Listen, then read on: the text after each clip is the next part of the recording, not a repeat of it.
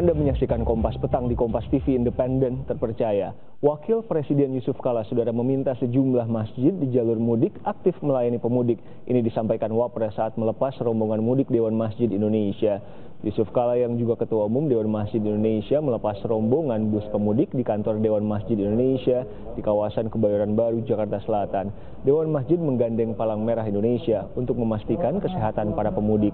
Wakil Presiden meminta masjid di sepanjang jalan aktif membantu pemudik, khususnya menyediakan tempat istirahat dan berbuka puasa.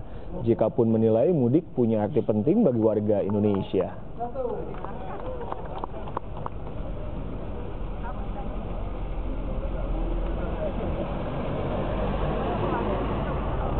Kita lakukan ialah bagaimana masjid-masjid panjang jalan di Jawa ini dan dimanapun itu aktif untuk membantu tempat istirahat, tempat minum, tempat apapun untuk seluruh masyarakat yang mudik.